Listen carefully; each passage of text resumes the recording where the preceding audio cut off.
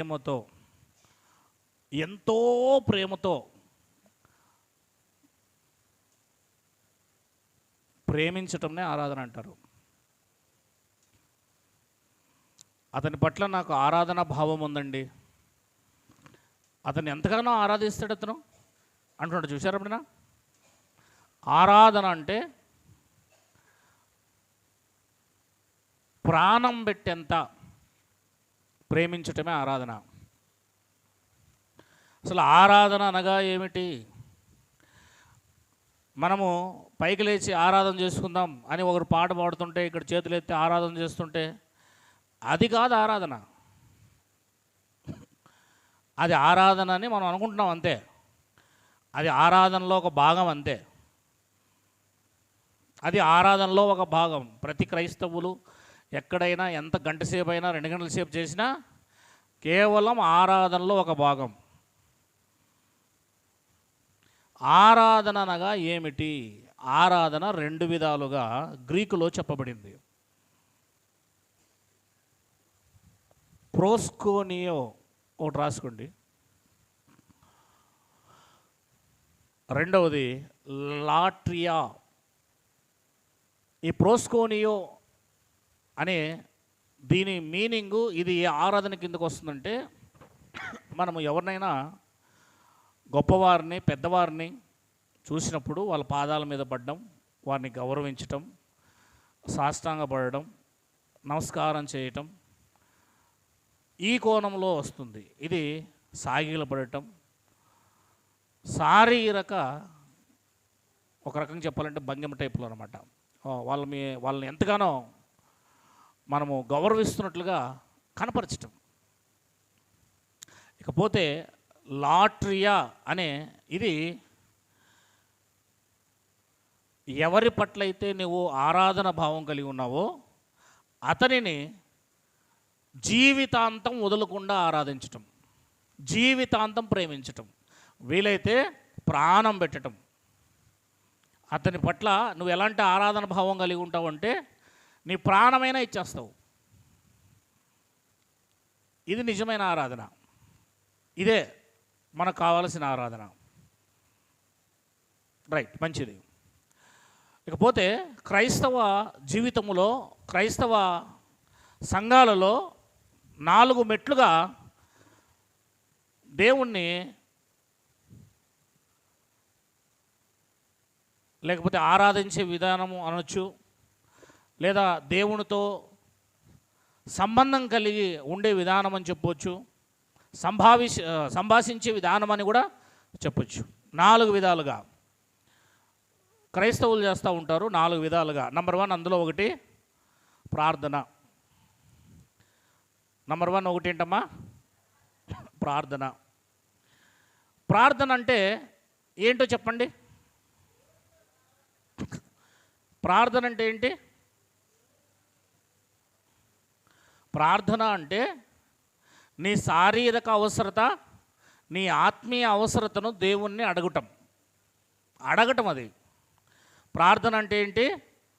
నా ఆత్మీయతలో నేను ఎదగాలి ప్రభువా, నా శారీరక జీవితంలో ఉద్యోగం కావాలి, పాస్ అవ్వాలి అని ఈ ఆత్మీయ శారీరక జీవితంలో నీవు ఆయనను ఆర్జించుట, మురుక్కుట, మొరబెట్టుట, అడగటం అంటారు దాన్ని.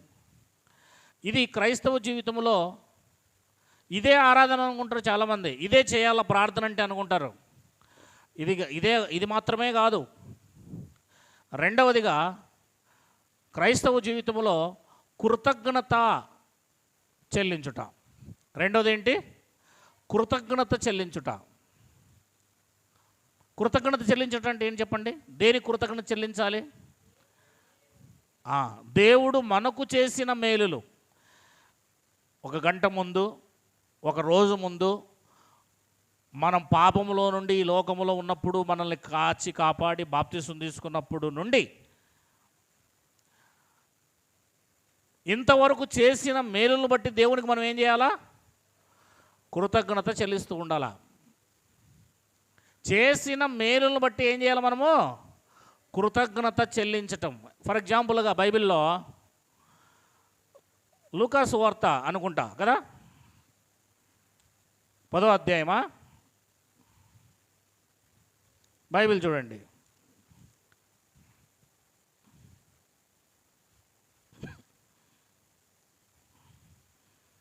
పది మంది కుష్ఠరోగులు,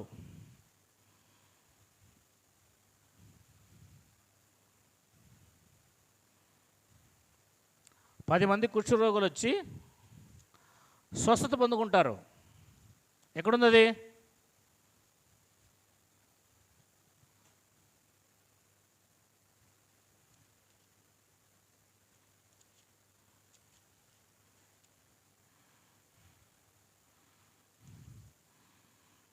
పదిహేడో అధ్యాయము 11వ వచనం.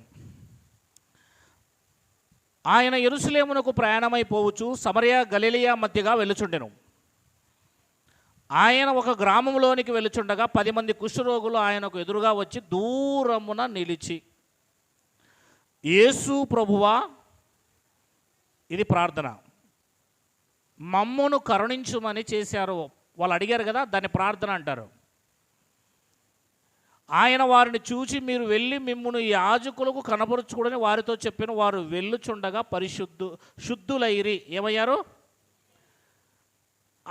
వాళ్ళు చేసిన ప్రార్థనకు జవాబు వచ్చింది. వారిలో ఒకడు తనకు స్వస్థత కలుగుట చూచి, 10 మందికి జరిగింది కానీ ఒకనికి మాత్రము హృదయంలో మార్పు వచ్చింది. గొప్ప శబ్దముతో దేవుని మహిమపరచు తిరిగి వచ్చి ఆయనకు కృతజ్ఞతాస్తుతులు చెల్లించి ఆయన పాదాల మీద సాగిలపడెను. వాడు సమరయుడు. బాగా గమనించాలి. ప్రార్థించింది 10 మంది, స్వస్థత పొందుకుంది 10 మంది. స్వస్థత పొందుకున్న తర్వాత 9 మంది యేసు దగ్గరికి రాలేదు, కానీ యాజకుల దగ్గరికి వెళ్ళిపోతున్నారు. యేసు దగ్గరికి వచ్చింది మాత్రం ఒక్కడే. దేనికోసం వచ్చాడు వెనక్కి? మనం కూడా ప్రార్థన మాత్రం చేస్తాం, శారీరక అవసరతలు అడుగుతాము, ఆత్మీయ అవసరతలు అడుగుతాము. దేవుడు సక్సెస్ చేస్తాడు, గ్రాండ్ ఏమంటుందని ఇచ్చేస్తాడు. ఇచ్చేసిన తర్వాత ఆయనకి కృతజ్ఞతాభావంగా మనం ఉండం. ఆయనకి ఏముండము? కృతజ్ఞత. పెళ్ళి బాగా జరిగింది, ఇంటి దగ్గర కృతజ్ఞత కూడుకు పెట్టుకొని దేవుని స్తుతిద్దాం. ఆరోగ్యకరంగా నేను హాస్పిటల్కి చావు బతుకుల్లో పోయి వచ్చాను, ఇంట్లో మరలా కృతజ్ఞత కూటమి ఒకటి పెట్టుకుంటున్నాను. కృతజ్ఞత చెల్లించడానికి ఆ రోజు కృతజ్ఞత కూటమి అంటే కృతజ్ఞత చెల్లించాలి. ప్రతి విషయములో కృతజ్ఞత లేని వారిగా ఉన్నాం. కృతజ్ఞత అంటారు దాన్ని. బాగా అవుతాము, దేవుడు సాయం చేస్తాడు, కానీ దేవునికి ఏం చేయం మనము? కృతజ్ఞత చెల్లించం. కృతజ్ఞత చెల్లించము, ఇది తప్పు. అప్పుడు అడిగాడు ఆయన, ఏమని అడిగాడు? అందుకు యేసు 10 మంది శుద్ధులేరు కారా, ఆ 9 మంది ఎక్కడున్నారు? ఈ అన్నుడు తప్ప దేవుని మహిమపరచుటకు తిరిగి వచ్చిన వాడు ఎవడును? దేవుని మహిమపరచుట. కృతజ్ఞత. జరిగిన మేలులను బట్టి తిరిగి వచ్చాడు చూడండి ఆయన.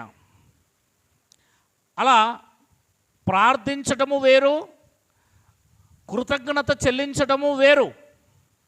దేవుడు మనకు చేసిన మేలును బట్టి కృతజ్ఞత చెల్లించడమే రెండవ భాగం. ఇకపోతే మూడవది స్తుతించుట, స్తుతి చేయడం. మూడవది ఏంటి? స్తుతి చేయడం అంటే చెప్పండి, ఏంటి అర్థము? స్తుతి చేయడం అంటే దేవుడు ఏమై ఉన్నాడో దాన్ని బట్టి ఆయన మనం ఏం చేయాలా? స్తుతి చెల్లించాలా. ప్రేమామయుడు, పరిశుద్ధుడు, ఘనత కలిగిన దేవుడు, మహాకాశమును సృష్టించిన దేవుడు, భయంకరుడైన దేవుడు, ఉన్నవాడు అనువాడు అంటూ ఆయన స్థితిని బట్టి, ఆయన ఉన్నత స్థితిని బట్టి మనం ఏం చేయాలి? ఆయన్ను స్తుతించాలా. ఇది మూడవది, స్తుతించుట. ఆయన ఏమై ఉన్నాడో గుర్తెరగడం. నా దేవుడు, నా తండ్రి, నా కోసం ప్రాణం పెట్టినవాడు, నన్ను విడిపించేవాడు, నన్ను పరిశుద్ధపరిచేవాడు అని ఆయన గొప్పతనాన్ని గొప్ప చేయటం. మహారాజు, గొప్ప రాజు, పరలోకపు రాజు, నిత్య సింహాసనుడు, ఎర్ర సముద్రమును పాయలు చేసిన దేవుడు, ఆయన చేసిన గొప్ప కార్యాలను బట్టి, ఆయనకున్న పరాక్రమమును బట్టి, ఆయనకున్న శక్తిని బట్టి మనం ఏం చేయాలి? ఆయన్ను స్తుతి చేయాలి. అది మీరు బైబిల్లో చూస్తారు చాలా చోట్ల. ఇక 4వదే ఆరాధన. ఈ మూడిట్లో లాస్ట్లో ఉండేదే ఆరాధన. ఇప్పుడు చూడండి, ఆరాధన అనగానే ఎట్లుంటుందో మీరు గమనించండి జాగ్రత్తగా. చాలామందికి ఆరాధన అంటే నోటితో అనేసి ఏదో అనని వారు కొందరు, అనేవారు కొందరు, ఎందుకు వస్తున్నామో తెలియని వారు కొందరు, అసలు దేవుని ఆరాధించకుండా వెళ్ళేవారు కొందరు, స్తుతి చెల్లించకుండా వెళ్ళేవారు కొందరు. అందుకే వారి జీవితాల్లో ఫలభరితమైన జీవితం ఉండదు. 4వది ఆరాధన. ఇది క్రైస్తవ జీవితంలో అతి ముఖ్యమైనది. మొట్టమొదటిగా బైబిల్లో వర్షిప్ అనే మాట, ఆరాధన అనే మాట ఆదికాండం 22వ అధ్యాయంలో ఉంది. అసలు ఆరాధన అంటే ఏంటో ఆదికాండం 22లో ఉంది. దాన్ని మనం జాగ్రత్తగా చూద్దాం. ఇప్పుడు 22వ అధ్యాయం మొదటి వచనం బాగా వినాలి. ఆ సంగతులు జరిగిన తర్వాత దేవుడు అబ్రహామును పరిశోధించెను. దేవుడు అబ్రహామును పరీక్షించాడు. ఎట్లనగా ఆయన అబ్రహామా అని పిలవగా అతడు చిత్తము ప్రభువా అనెను. అప్పుడు ఆయన, నీకు ఒక్కడై ఉన్న నీ కుమారుని అనగా నీవు ప్రేమించు ఇస్సాకును తీసుకొని మోరియా దేశమునకు వెళ్ళి అక్కడ నేను నీకు చెప్పబోవు పర్వతములో ఒకదాని మీద దహన బలిగా అతన్ని అర్పించమని చెప్పాను. తెల్లవారినప్పుడు అబ్రహాము లేచి తన గాడిదను గంతు కట్టి తన పనివారిలో ఇద్దరిని తన కుమారుడు ఇస్సాకును వెంట పెట్టుకొని దహన బలి కొరకు కట్టెలు చీల్చి లేచి దేవుడు తనతో చెప్పిన చోటికి 3 దినములు ప్రయాణమయ్యాడు.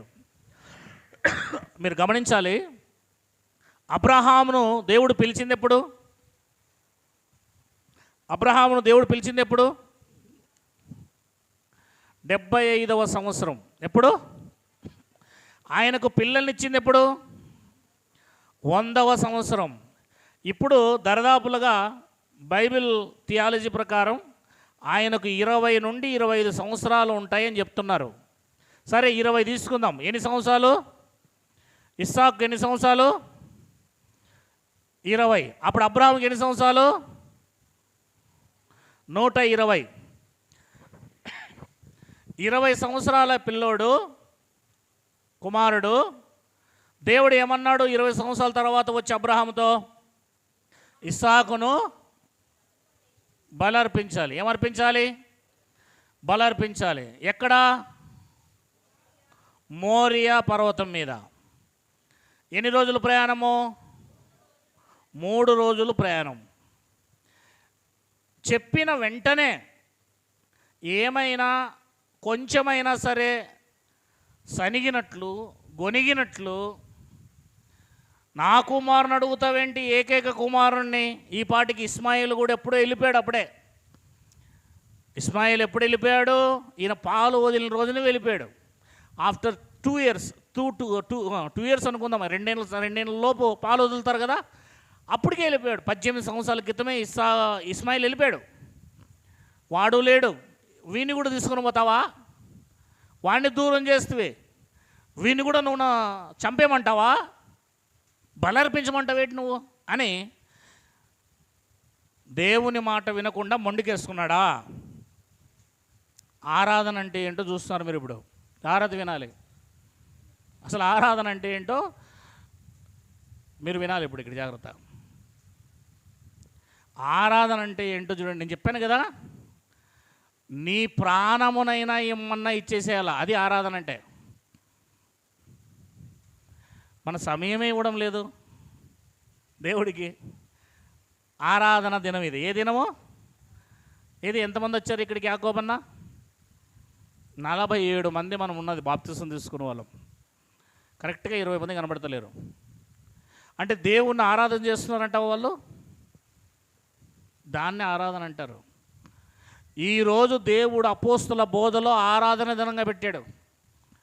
వాక్యం వినుట ఆరాధన, స్తుతించుట ఆరాధన, పాటలు పాడుట ఆరాధన, వాక్యం చెప్పడం ఆరాధన, పరిచర్య చేయుట ఆరాధన. అన్నిటికంటే ముఖ్యము దేవుడు ఏం చెబితే అది చేయటం ఆరాధన. ఆరాధన అమ్మ వింటున్నారా? ఆరాధన కోసం చూస్తున్నాం మనం.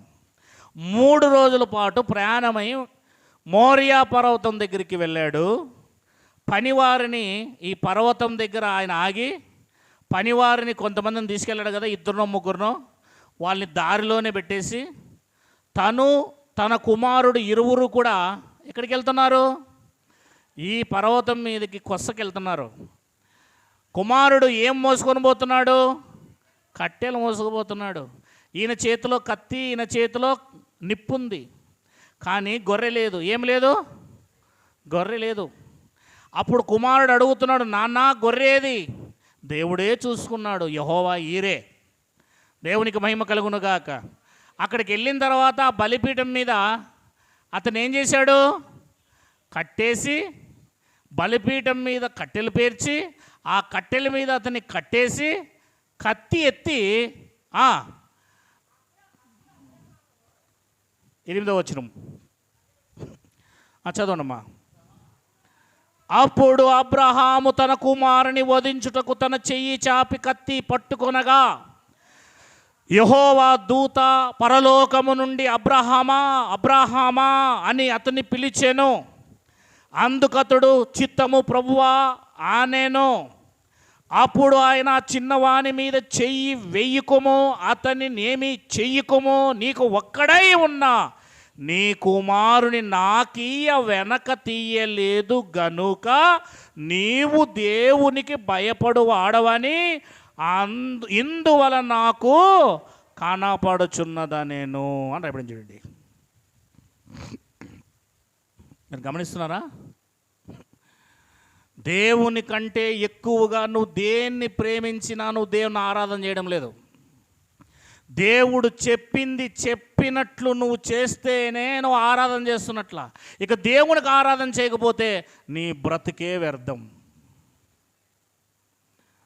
నీ బ్రతికే వ్యర్థం. కష్టాలు ఉన్నాయా, ఇబ్బందులు ఉన్నాయా, రోగాలు ఉన్నాయా, వ్యాధులు ఉన్నాయా, అవన్నీ చూసుకోకూడదు. నువ్వు దేవుని దగ్గరికి వచ్చే తీరాలి. ఏం చేయాలి? దేవుణ్ణి ఆరాధించడానికి నువ్వు దేవుని దగ్గరికి రావాలి. నీకు మనసు ఉంటే దేవుని దగ్గరికి వచ్చే ఆ స్వభావం ఉంటే ఆటోమేటిక్గా దేవుడు నిన్ను ఆశీర్వదిస్తాడు. దేవునికి మహిమ కలుగునుగాక. అర్థమవుతుందా నేను చెప్పే మాట? ఏమని చెప్తుంది ఇక్కడ? చదవండి అమ్మా మరొకసారి ఆ మాటను. అప్పుడు అబ్రహాము తన కుమారుని వధించుటకు తన చెయ్యి చాపి యెహోవా దూత పరలోకము నుండి అబ్రహామా అబ్రహామా. ఒకసారి మీరు 4వ వచనం చదవండి, 5వ వచనం చదవండి.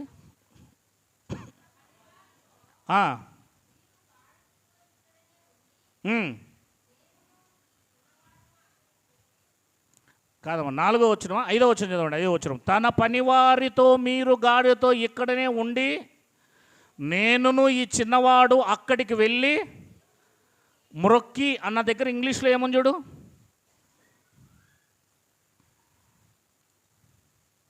చెప్పండి.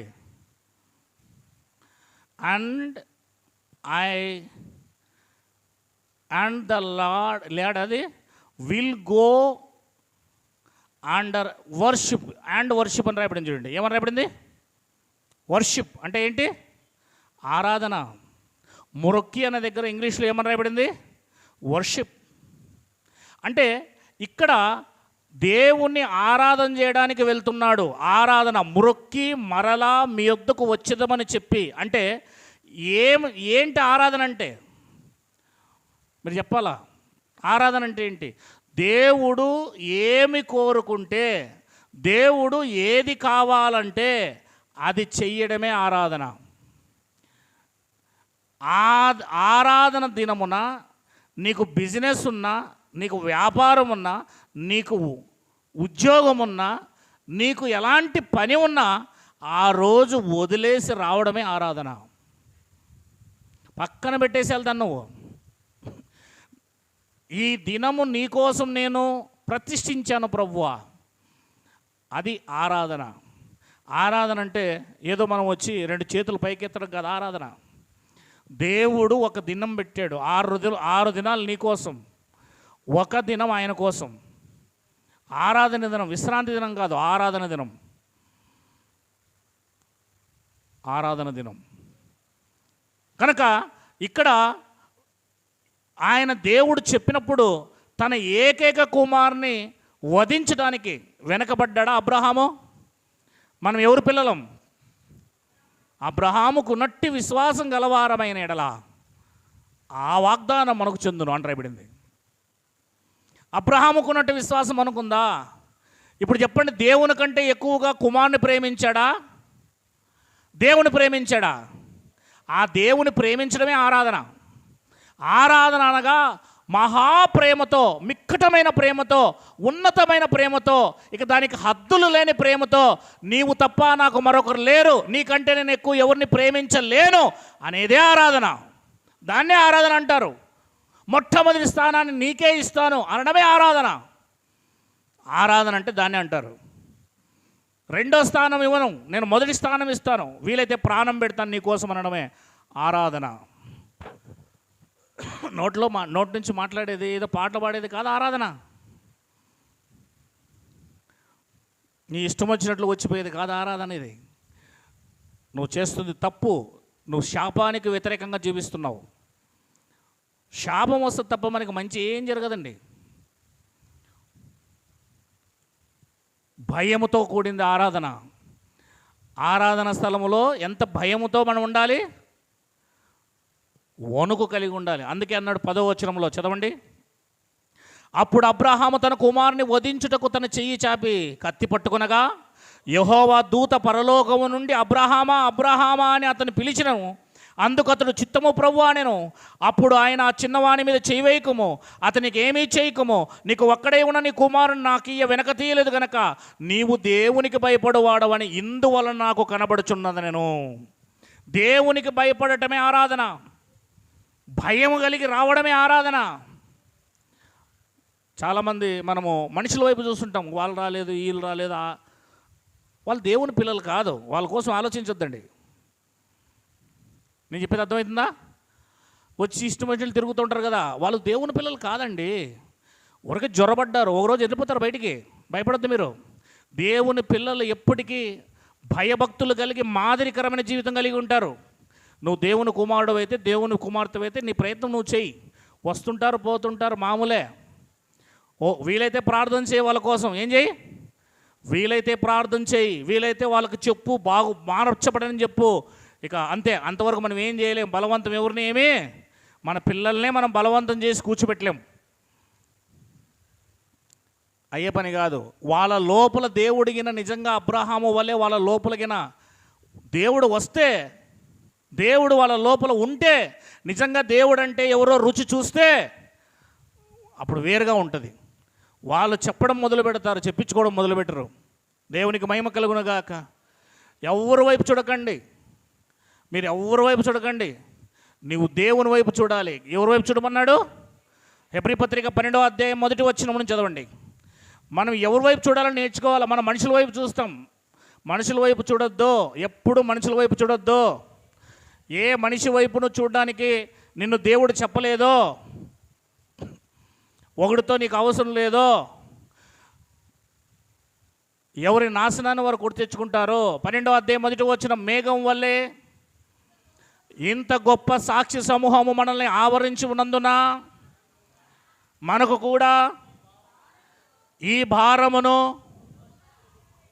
సులువుగా చిచ్చులు పెట్టు పాపమును విడిచి విశ్వాసమునకు కర్తయు దానిని ముందుకు కొనసాగించువాడైనా యేసు వైపు చూచుచు. అంతే చాలు. దేవునికి మహిమ కలుగునుగాక. నువ్వు ఎవరిని చూడాలి? యేసుని చూడు తిమోతిని చూడొద్దు, యేసుని చూడు మోషేని చూడొద్దు, యేసుని చూడు ఎబెనెజరుని చూడొద్దు, యేసుని చూడు పాల్గొమ్మని చూడొద్దు. యేసుని చూడు, నీ జీవితాన్ని ముందు కొనసాగించుకో. దేవునికి మహిమ కలుగును గాక. మనం ఎందుకంటే ఎప్పుడు వాళ్ళని వీళ్ళని చూస్తాం. ఇక్కడ ఇద్దరు వచ్చినా నేను వాక్యం చెప్తా, భయపడొద్దండి మీరు. దేవునికి మహిమ కలుగును గాక. నేను ఇద్దరు వచ్చిన వాక్యం చెప్తా, మేం భయపడాల్సిన అవసరం లేదు. ఒకప్పుడు బాధపడుతూ ఉంటే రారే అని మనసులో వేదన. ఇప్పుడు నాకు తెలిసిపోయింది. ఎందుకంటే రహస్యంగా వచ్చిన వాళ్ళు తిరిగి మరలా బయటికి దేవుడే వాళ్ళు ఏం చేస్తాడు, చొక్కా పట్టుకొని బయటకు పంపించేస్తాడు. ఎంతమంది ఉన్నామన్నది కాదు ముఖ్యము, ఎంతమంది ఉంటే అంతమందిలో వచ్చామన్నది కాదు ముఖ్యం. అసలు దేవుడు అర్థమైతే ఆదివారమున ఆరాధనకు రాని మూర్ఖుడు అనేవాడు ఉన్నాడు. అపోస్తుల బోధలో అది ఆజ్ఞ, ఒక దినం అది. కనుక ఆరాధన అంటే నీ బిజినెస్, నీ ఉద్యోగము, నీకున్న ఏదైనా సరే పక్కన పడేసి భార్యను, పిల్లల్ని, చిన్న పిల్లల్ని, చంటి పిల్లల్ని సైతం తీసుకొని వచ్చి దేవుని మందిరంలో కూర్చోవడం ఆరాధన. ఆడ కూర్చుంటే చాలు, నువ్వు దేవుని ఇష్టపడుతున్నావు, ఆరాధన అంతే. నువ్వు ఏం చేయాల్సిన అవసరం లేదు. నీ కోసం ఆల్రెడీ ఒక గొర్రెను దేవుడు చూసుకున్నాడు. యెహోవా ఈరే, అదే యేసుక్రీస్తుని నీ కోసం ఆల్రెడీ చూసుకున్నాడు. నువ్వు వచ్చి పాటలు పాడే దాంట్లో, ఆరాధన చేసే దాంట్లో క్రమాన్ని కలిగి నువ్వు ఉండు, ఆటోమేటిక్గా అదే ఆరాధన. ప్రార్థన చేసేవారితో ప్రార్థన చెయ్యి, స్తుతించేవారితో స్తుతించు, ఆరాధించేవారితో ఆరాధన చెయ్యి, కృతజ్ఞతలు చెల్లించేవారితో కృతజ్ఞతలు చెల్లించు. వాక్యం అయినప్పుడు వాక్యం శ్రద్ధగా విను. వాక్యం చెప్పే అవకాశం వచ్చిన వాక్యం శ్రద్ధగా చెప్పు. ఏ పని చేసేటప్పుడు ఆ పని శ్రద్ధగా చెయ్యి, అదే ఆరాధన. నువ్వు దేవుని ప్రేమిస్తున్నదే అదే ఆరాధన. ఆరాధన అంటే నోటితో చెప్పడం మాత్రమే కాదు ఆరాధన, నీ జీవితంలో నువ్వు చేస్తున్నది ఆరాధన. మరొక వారి దగ్గరికి వెళ్దాం. ఆయన పేరు గొప్ప పేరు. ఆయన బైబిల్లో మనందరికీ చాలా ఇన్స్పిరేషన్. ఆయన పేరు యోబు. ఎవరు? ఎంత ఆస్తిపరుడు, ఎంత గొప్పవాడు, ఎంత ఉన్నతమైన స్థితిలో ఉన్నవాడు. ఆ దేశాలకే పేరుగాంచినవాడు. అలాంటి యోబు గారి జీవితంలో సాతాను ఎంటర్ అయినప్పుడు యథార్థవంతుడు, న్యాయవంతుడు, దేవుడంటే భయభక్తులు కలిగిన వాడు, చెడుతనం అంటే ఆయన దగ్గర దరిదాపుల్లో కూడా కనబడదు. అలాంటి వాడు 7 కుమారులు, 3 కుమార్తెలు, 7,000 గొర్రెలు, 3,000 ఒంటెలు, 5,000 జతల ఎడ్లు, 500 ఆడగాడిదలు, చాలామంది పనివారు. ఇంత కోటీశ్వరుడిన అనిల్ అంబానీ అనుకోండి. ఆ సమయంలో ఇంత గొప్ప కోటీశ్వరుడు, ఇలాంటి గొప్ప భక్తిపరుడికి తన పిల్లలు ఏమైనా నోటి ద్వారా పాపం చేస్తున్నారేమో, దేవుణ్ణి దూషిస్తున్నారేమోనని ఆ పిల్లల కోసం ఉదయం 12, సాయంత్రం 12 మందికి బలర్పిస్తూ వస్తున్నాడు. ఉదయం 12, సాయంత్రం 12, ఒక్కొక్కరి నిమిత్తం ఒక గొర్రె బలర్పిస్తున్నాడు. అంత నిష్టగా ప్రార్థన చేస్తూ, అంత నిష్టగా దేవుని ఆరాధిస్తూ, తన పిల్లలు ఏమైనా యవ్వనంలో ఉన్నారు కనుక తెలిసి తెలియక దేవునికి వ్యతిరేకంగా జీవిస్తున్నారేమోనని వెనకాల నుంచి ప్రాయశ్చిత్తం చేసుకుంటూ వస్తున్నాడు ఈయన. అయితే ఒకరోజు రానే వచ్చింది. యథార్థవంతుడు, న్యాయవంతుడు, దేవుని యందు భయభక్తులు కలిగిన వాడు, చెడుతనంలో విసర్జించిన వానికి ఒక పరీక్ష వచ్చింది. ఇదిగో అబ్రహాముకు వచ్చింది కదా పరీక్ష, అలాంటి ఒక పరీక్ష వచ్చింది. అతను కుమారునిమ్మన్నాడు. ఇక్కడ ఇతని ఆస్తిని 10 మంది పిల్లలను సైతము చనిపోయారు. 18వ వచనం, అతడు మాట్లాడుచుండగా వేరొకడు వచ్చి నీ కుమారులను, నీ కుమార్తెలను తమ అన్న ఇంట భోజనము చేయిచు ద్రాక్షరసం పానము చేయిచుండగా గొప్ప సుడిగాలి అరణ్య మార్గములో వచ్చి ఆ ఇంటి 4 మూలల కొట్టగా అది యవ్వనస్తుల మీద పడినందున వారు చనిపోయిరి. దానిని నీకు తెలియజేయుటకు నేను ఒక్కడనే తప్పించుకొని వచ్చి ఉన్నాను. నేను అప్పటికే ఆస్తి పోయింది, ఒంటెలు పోయాయి, గాడిదలు పోయాయి, ఎడ్లు పోయాయి, తన దగ్గరున్న టోటల్గా అన్ని శత్రువులు వచ్చి ఎత్తుకుని వెళ్ళిపోయారు. చివరిగా పిల్లలు మిగిలారు. ఈ పిల్లలు కూడా ఒక ఇంట్లో భోజనం చేస్తూ ఉండగా 4 వైపుల నుంచి గాలి వచ్చి ఆ యొక్క కప్పంతా కూడా, ఇంటి కప్పు టోటల్గా పడిపోయి సమాధి అయిపోయారు, చనిపోయారు. Total loss. దేవుడు అనుకుంటే హీరోని జీరో చేయగలడు, జీరోని హీరో చేయగలడు. దేవునికి మహిమ కలుగును గాక. ఉందని ఓవర్ యాక్షన్ చేయొద్దు, లేకుండా చేయగలడు. లేదని దేవుని దూషించొద్దు, దేవుని ఆరాధన చేయి, నేను గొప్పగా ఉన్నత స్థానంలో తీసుకొచ్చి పెట్టగలడు. దేవునికి మహిమ కలుగును గాక. కనుక ఈయన స్థితి చూడండి, ఏ స్థితికి వెళ్ళిపోయిందంటే ఒక్క రోజులోనే ఈయన స్థితికి 0 అయిపోయాడండి. ఇప్పుడు 10 మంది పిల్లలు చనిపోయారు, తన ఉన్న ఆస్తంతా పోయింది, తనకున్న ఆధారం అంతా పోయింది, జీవన ఉపాధి అంతా పోయింది. మీరే చెప్పండి, 10 మంది పిల్లలు శవాలు పడి ఉంటే ఎట్లుంటుంది పరిస్థితి? ఎట్లుంటుంది పరిస్థితి? మన పిల్లలకి ఏదైనా జ్వరం వచ్చినా దేవుని ఏం చేస్తాం? దూషిస్తాం. మన పిల్లలకు దేవుణ్ణి మనకు పిల్లలు పుట్టకపోతే దూషిస్తాం. జ్వరం వస్తే దూషిస్తాం, లేకపోతే మనకి ఏవైనా కాకపోతే దూషిస్తాం, లేకపోతే మనకు ఉద్యోగం రాకపోతే దేవుణ్ణి దూషిస్తాం, మనం పాస్ కాకపోతే దేవుణ్ణి దూషిస్తాం. కానీ ఇక్కడ పరిస్థితి ఏంటండి వీళ్ళది? ఇంత ఆస్తి పోగొట్టుకొని 10 మంది పిల్లలు పోగొట్టుకున్నా కూడా ఏం చేశాడో 19వ వచనం కదమ్మా, 20వ వచనం కదా. అప్పుడు యోబు లేచి తన పై వస్త్రమును చింపుకొని తల వెంట్రుకలు గొరిగించుకొని నేల మీద సాష్టాంగపడి దేవునికి నమస్కారం చేశాను.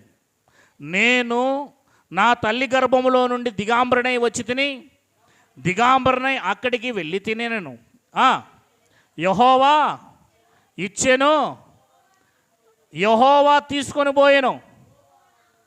యెహోవా నామమునకు దేవునికి మహిమ కలుగునగాక.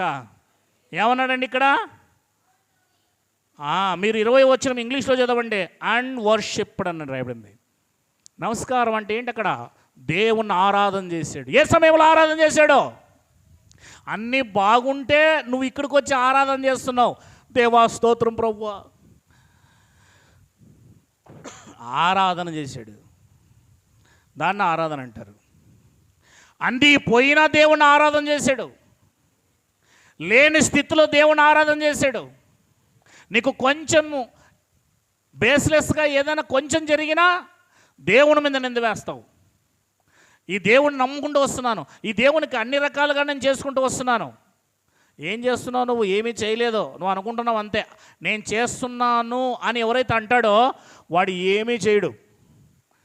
దేవుని ముందు నువ్వు ఎంత చేసినా కూడా అది నువ్వే అంటావు. ఆరాధనలో ఏం చేసినా ఏమి ఇచ్చినా ఎనదగింది కాదంటావు.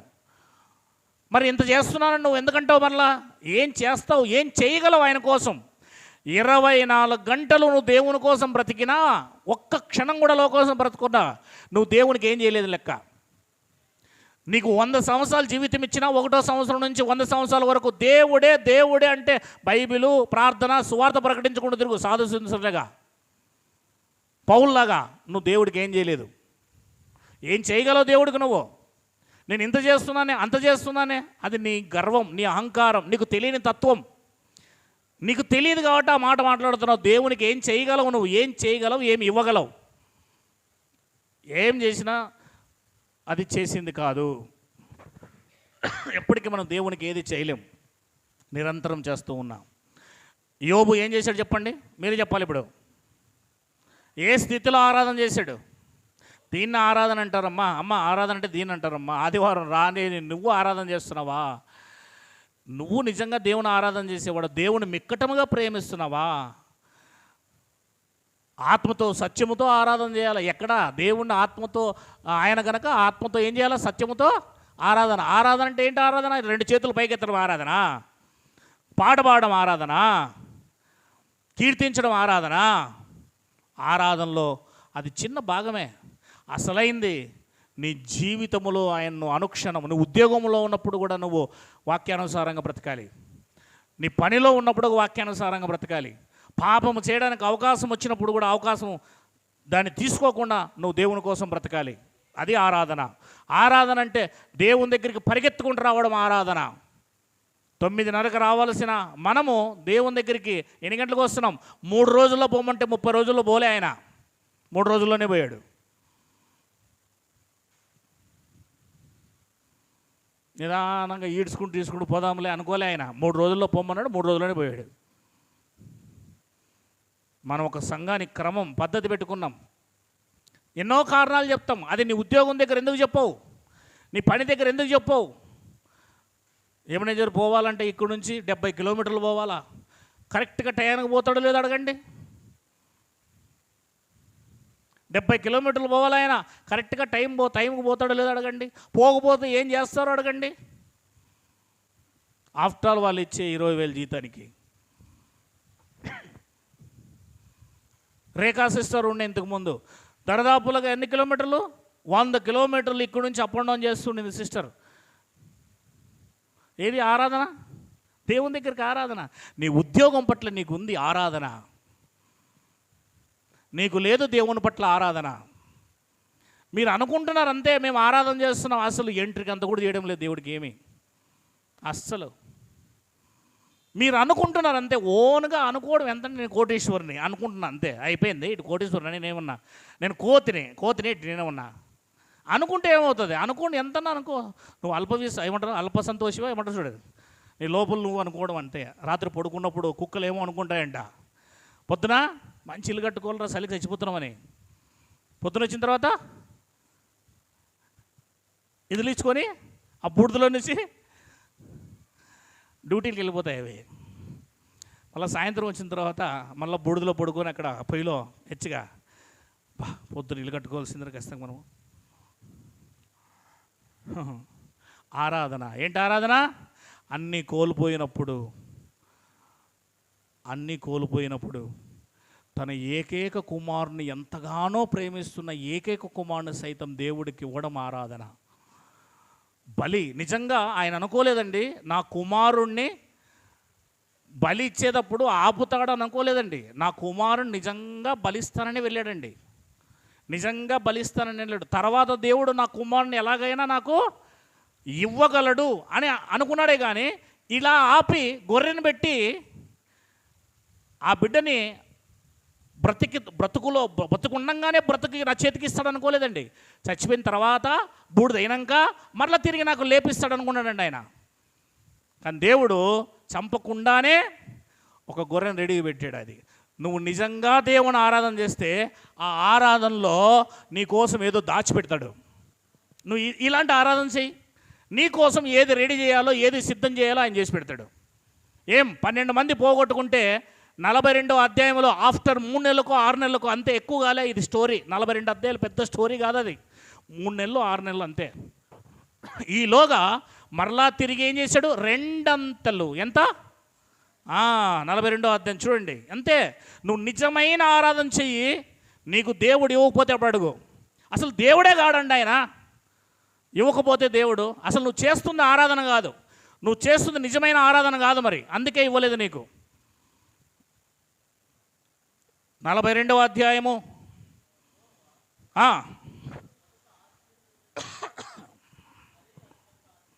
11వ వచనమేనా?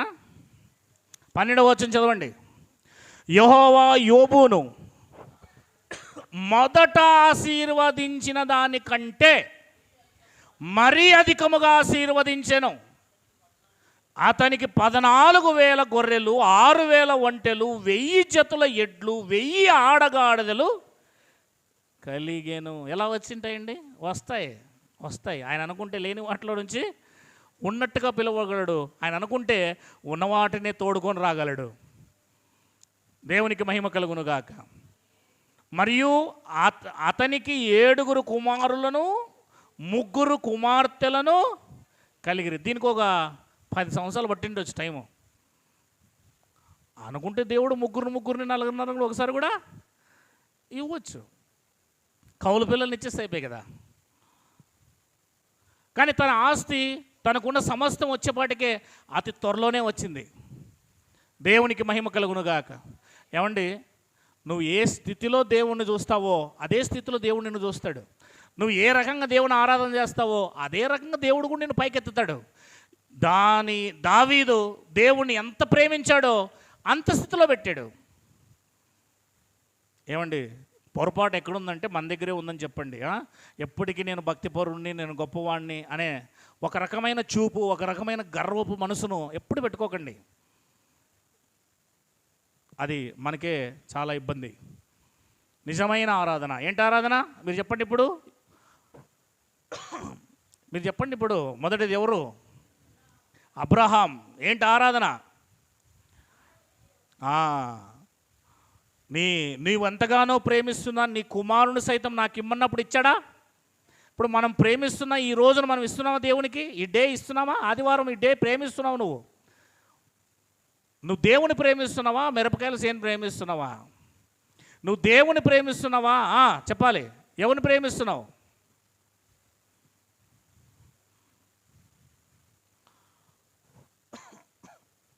అయిపోయింది సంభాషణ. రైట్. చెప్పండి, ఎవరు ప్రేమిస్తున్నారు? ఎవరిని ఎక్కువ ప్రేమిస్తున్నారు? ఎవరిని ప్రేమిస్తున్నామో మీరే ఒక్కసారి గుర్తెరగండి. నువ్వు చేస్తున్న స్థితిని బట్టి అన్నీ అర్థమైపోతాయి. కనుక దేవుణ్ణి ప్రేమిస్తున్నావా, ఎవరిని ప్రేమిస్తున్నావో ఒక నిమిషం ఆలోచన చేసుకునే సమయంలో చివరిగా ఓ మాట చెప్పి నేను ముగించేస్తాను. చదవండి యోబు గ్రంథం 1వ అధ్యాయం. యోబు గ్రంథం 1వ అధ్యాయం 21. నేను నా తల్లి గర్భములో నుండి దిగాంబరనై వచ్చి తిని దిగాంబరనై అక్కడికి తిరిగి వెళ్ళెదను. యెహోవా ఇచ్చెను, యెహోవా తీసుకొని పోయెను, యెహోవా నామమునకు స్తుతి కలుగునుగాక. చూసారా, ఈ సంగతుల్లో ఏ విషయములోనూ యోబు ఏ పాపమును చేయలేదు, దేవుడు అన్యాయము చేసినని తన నోటితో కూడా చెప్పలేదు. మనమైతే దేవుడు అన్యాయం చేశాడు, ఇన్ని రోజుల నుంచి మనం దేవుని నమ్ముకున్నాము, దేవుడు ఎందుకు నాకు ఎట్లా చేశాడు, మనకు రోగం పెట్టుగానే ఏమంటాము, దేవుడిని దూషిస్తాం. లేకపోతే ఒకవేళ నోటితో చెప్పుకోవడానికి కొంచెం ఆలోచిస్తాం, ఇట్లా అది చూస్తాం పైగా అసలు ఏంటి అని. పరీక్షిస్తున్నాడు దేవుడు. ఏం చేస్తున్నాడు? ఒకటి, నువ్వు భక్తిపరురాలువి, భక్తిపరుడు అయితే నిన్ను పరీక్షిస్తున్నాడు. 2, నువ్వు భక్తిపరుడివి, భక్తిపరురాలు కాకపోతే నిన్ను శిక్షిస్తున్నాడు. ఏంటి? శిక్షిస్తున్నాడు. ఎందుకోసము? భక్తిపరుడు అయితే ఎందుకు పరీక్షిస్తాడు అంటే నిన్ను ఇంకా మెరుగుగా తయారు చేయాలని. నీవు భక్తిపరుడు కాకపోతే దేవుడు నిన్ను శిక్షిస్తున్నాడు. ఎందుకు అంటే నువ్వు దూరం పోతున్నావు, దగ్గరికి రమ్మని. ఈ 2 విషయాలు ఉంటాయి. దేవునికి మహిమ కలుగునుగాక. ఎప్పటికి 2వ విషయమే మనకు అనుగ్రహం. మొదటి విషయం తీసుకునేంత శక్తి మనకి ఇంకా లేదు. దేవునికి దూరం అయిపోతుంటాం. దేవుడు తను శిక్షించి మళ్ళీ దేవుడి దగ్గరికి ఇంకా దగ్గరకు హత్తుకో. చేయి వదిలిపోతుంటే ట్రాఫిక్లో చిన్నపిల్లడు చేయి వదిలేసి మన చేయి వదిలేసి పోతుంటే ఏం చేస్తాము? దగ్గరకు తీసుకొని బాగా బాధేసి గట్టిగా పట్టుకుంటాం, రారా దగ్గరికి అంటాం. కలిసిపోతావు జనాల్లో, లేకపోతే ఏ లారీ కింద కారు కింద పడి చచ్చిపోతావని. దేవుడు కూడా అంతే, జారిపోతూ ఉంటే తీసుకొడతాడు. ఎందుకోసం? చేయబట్టుకోరా గట్టిగా అంటాడు. నా చేయబట్టుకో అంటాడు ఆయన. ఎక్కడికి వెళ్తావు?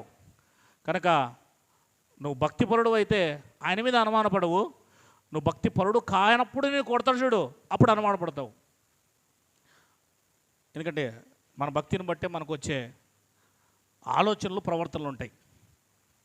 చివరిగా ఓ మాట చూసుకుందాం.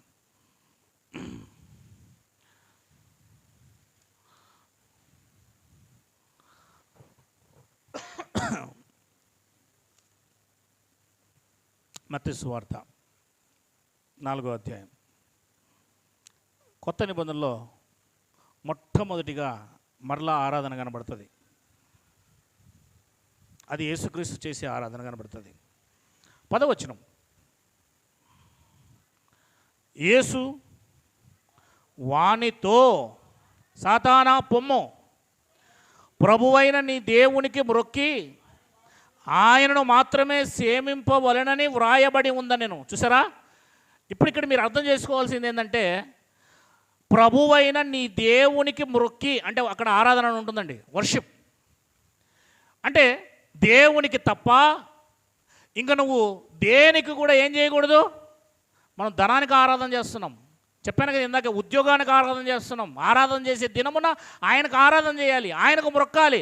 కానీ నువ్వు ఆయనకు ఆరాధన చేయకుండా ఆ రోజు కూడా నీ పొలానికి ఆరాధన చేస్తున్నావు, నీ పనికి ఆరాధన చేస్తున్నావు. నేను చెప్పక తప్పదు, దేవుని మాటగా, నేను దేవుని ప్రతినిధిగా చెప్పక తప్పదు. పదే పదే ఈ మాటలు ఎందుకు చెప్తున్నారు అనుకోవచ్చు. ఇది నా బాధ్యత, నా డ్యూటీ నేను చేస్తున్నాను. నాకు దేవుడు చెప్పాడు, చెప్పాలి. అర్థమైనా అర్థం కాకపోయినా, అర్థం చేసుకున్నా చేసుకోకపోయినా, ఇది దేవుణ్ణి ఆరాధించే దినం. అలా అనుకుంటే ఇక్కడ ఉన్న వాళ్ళు కూడా రాకూడదు. ఇంకా అసలు ఆరాధించే దినమే ఉండకూడదు ఇంకా దేవునికి. అలా అనుకుంటే చర్చస్ అన్నీ వెళ్ళిపోతాయి, క్రైస్తవ్యమే లేకుండా పోతుంది. ఒక్కరోజు మాత్రమే ఆరాధించడానికి దేవుడు పెడితే, ఆ రోజు కూడా దేవుని ఆరాధించడానికి రాకపోతే ఎందుకు పెట్టాడు? ఈరోజు వచ్చి నేర్చుకొని దేవుని ఆరాధన చేస్తే నెక్స్ట్ డే సోమ నుండి శనివారం వరకు ఇక్కడ నేర్చుకున్నావు కనుక అదే ఆరాధన చేస్తావు మళ్ళీ ఆదివారం వరకు అని ఆయన ఆలోచన. నువ్వు ఈరోజే రాకపోతే మిగతా డేస్ ఆరాధన చేస్తావని గ్యారెంటీ ఏంటి? నువ్వు చేసే పని దగ్గర, నువ్వు చేసే ఉద్యోగం దగ్గర, నువ్వు చేసే ప్లేస్లో నువ్వు చేయలేవు ఆరాధన. ఎవరికి ఏమన్నాడు? దేవునికి మొక్కి ఆయనను మాత్రమే సేవ చేయాలని వ్రాయబడి ఉంది అన్నాడు. మరి యేసుక్రీస్తు వారు ఎవరికి సేవ చేశారు? యోహాను సువార్త 17వ అధ్యాయం 10వ వచనం.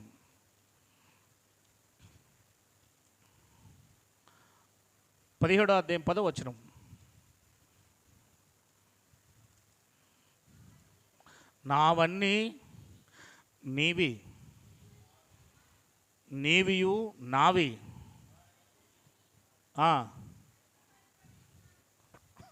నావన్నీయు నీవియు నావి, వారి యందు నేను మహిమపరచబడి ఉన్నాను.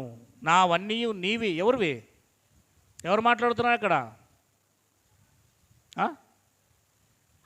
9వ వచనం చదవండి. నేను వారి కొరకు ప్రార్థన చేయుచున్నాను, లోకము కొరకు ప్రార్థన చేయట్లేదు. నీవు నాకు అనుగ్రహించి ఉన్నవారు నీ వారై ఉన్నందున వారి కొరకు ప్రార్థన చేయుచున్నాను. నావన్నీయు నీవియు నావి. ఎప్పుడు?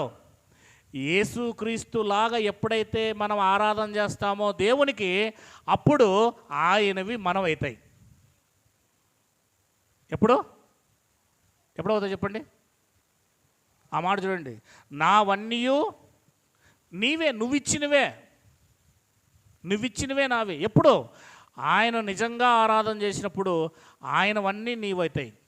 ఆ తర్వాత నీవియు నావవుతాయి.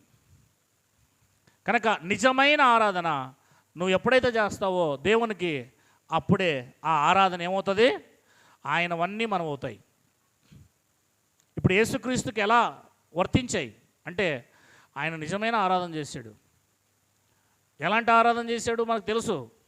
చేయుటకు నీవు నాకు ఇచ్చిన పని నేను సంపూర్ణంగా నెరవేర్చి భూమి మీద నిన్ను మహిమ పరిచితిని కనుక మరలా నాకు ఆ స్థానము ఇవ్వు అంటే, దేవుణ్ణి ఆరాధించిన విధానం ఎలా ఉంది?